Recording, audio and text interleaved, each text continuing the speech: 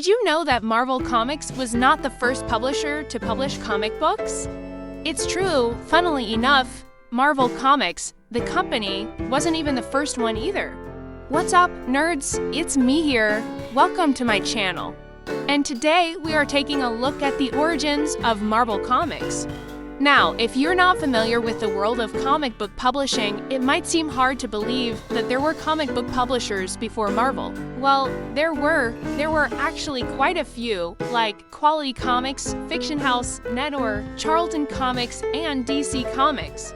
DC themselves had attempted to do so with a series of anthologies called Showcase, which featured new characters like Barry White, Green Lantern, The Flash, and the Justice League. These comics had done okay, but the big success didn't come until September 1960 when DC published The Flash number 105, which introduced Barry Allen to the world. He felt that there was a lot of potential in the superhero genre, but Martin still wasn't interested in superheroes.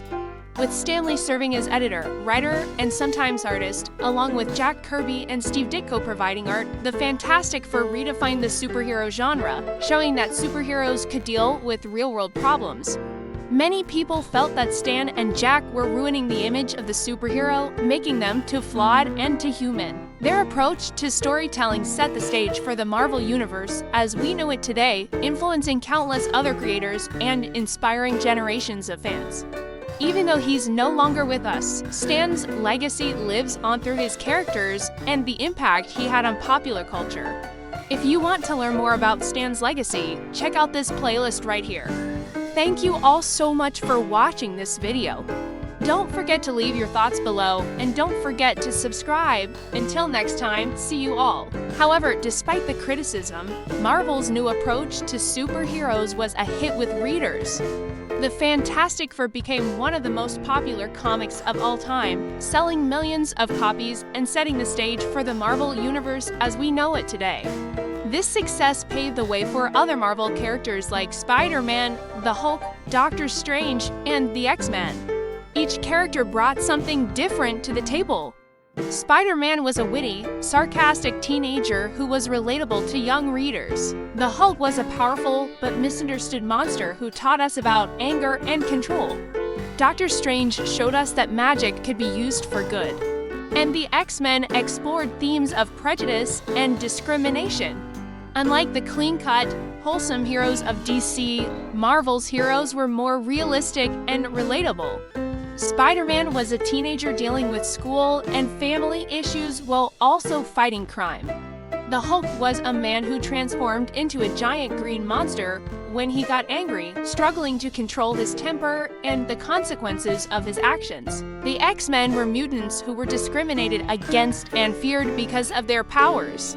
They were outsiders who didn't fit in and were constantly fighting for acceptance and understanding, so Stan made a deal with Martin. He allowed Martin to use his name on the cover of the comics as a way of attracting readers, but in return, he was given complete creative control over the comics. It was at this point that Stan Lee, Jack Kirby, and Steve Ditko started developing their new superheroes, flawed heroes who were relatable and human. Spider-Man was the first hero to get this treatment, followed by the Hulk, the X-Men, and Doctor Strange. All of them had been established already, but Stan, Jack, and Steve brought them into the modern age. They breathed new life into these characters by giving them real problems to deal with: teenage angst, financial problems, relationship issues, discrimination. These were not the kind of problems that Superman, Batman, or Wonder Woman dealt with. But for the first time, readers saw themselves in these heroes. That comic sold well, and the rest of the series sold even better. This proved that there was still an audience for superhero comics, but what DC had done was merely prove that there was an audience for superhero comics. It hadn't necessarily shown anyone how to make a hit superhero comic. That distinction would go to Stan Lee, Jack Kirby, and Steve Ditko. They were all publishing comic books during the golden age of comics, which took place from the late 1930s through the early 1950s. When Martin Goodman founded Timely Comics, it was initially called Timely Comics, but it quickly became clear that this wouldn't be the case forever. As Stan rose through the ranks of the company, he became increasingly frustrated with the limitations that were placed upon him by management. He felt that he had little creative freedom and that the company was unwilling to take risks. Eventually, Stan's frustration boiled over and he quit his job. However, just a few weeks later, he was offered a position at another comic book publisher, Atlas Comics. Atlas was owned by Martin Goodman, who had founded Timely Comics. And Stan jumped at the chance to work for a different comic book publisher. He felt that he could be more creative there and that he would have more opportunities to develop new characters and concepts. But that never happened because Martin Goodman hired him to do the exact same things that he had been doing at Timely, publish anthology comics featuring romance, horror, crime, and humor.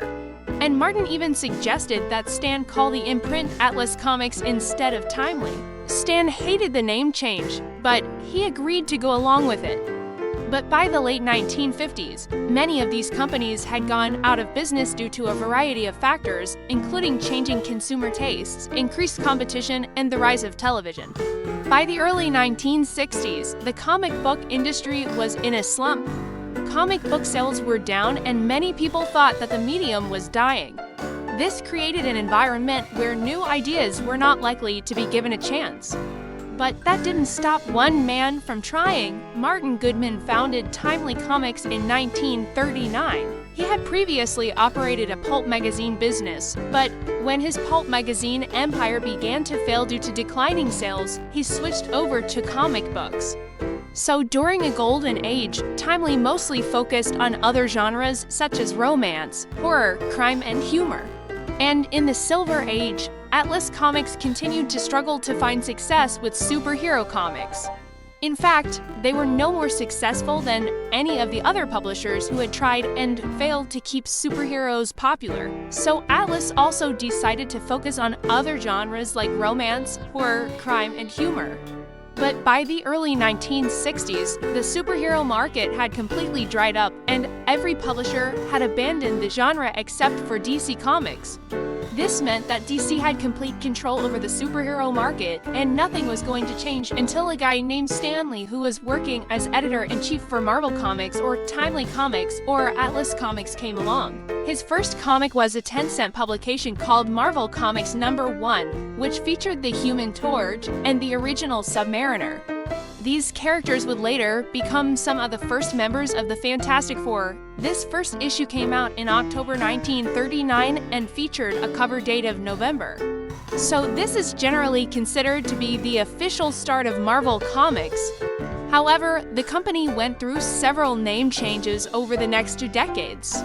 Initially, the company was known as Timely Comics. The name was changed to Atlas Comics in 1951 and then to Marvel Comics in 1961, while Timely Comics did publish stories featuring superheroes like the Human Torch and Never the Submariner. They weren't very successful. I should mention that Stan Lee was not the first person to try and revive the superhero genre. By 1960, Stan Lee had been working for Marvel since he was 17 years old, having joined the company as an assistant. However, while Stan was technically running his own imprint, he was still not happy. The Fantastic Four, a group of flawed heroes who struggled with their problems in unique ways, became the flagship title for Marvel Comics. But this new direction for the superhero genre was not without its detractors. In conclusion, Stan Lee and his collaborators revolutionized the superhero genre by introducing flawed heroes who were more relatable and human.